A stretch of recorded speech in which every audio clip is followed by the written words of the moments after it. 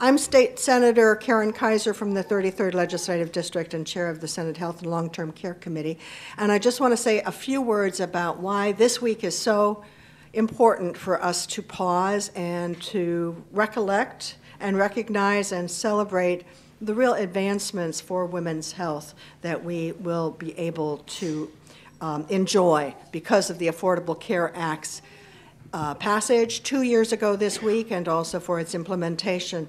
As you know or may know, when the Affordable Care Act was passed 2 years ago, it did establish several new rights for women's health. Many of them are based on prevention services, which is critical. Prevention is absolutely critical to avoiding future complications and costs.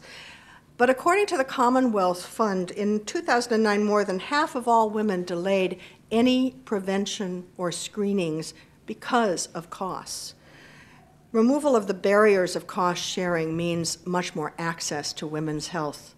It also has caused real trouble with the economic times that many working women are facing. So under the Affordable Care Act, beginning in August of this year, women's preventive screenings and services available without any cost sharing includes an annual well-woman visit with their doctor to determine what screenings they need, whether it's a pap smear or a mammogram or anything else. It includes gestational diabetes screenings for pregnant women who are at high risk of diabetes during their pregnancy.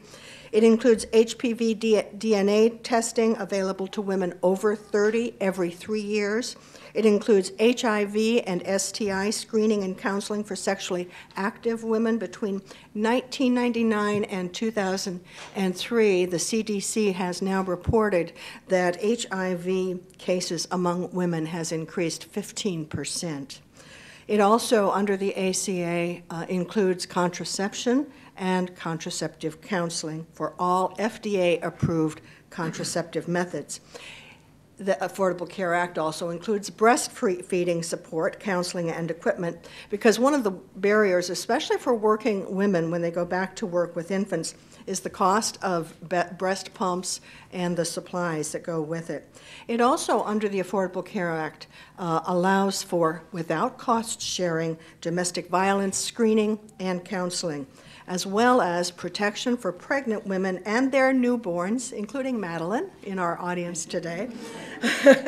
And that includes, of course, well baby checks, which is just vital. There you are, Madeline.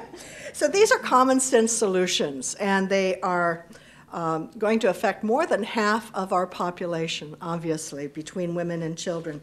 These prevention services save us millions of dollars. Even more importantly, they save millions of women from unwanted pregnancies and from so many preventable health complications. And that's why it's our time for celebration, especially for women's health in the Affordable Care Act this week.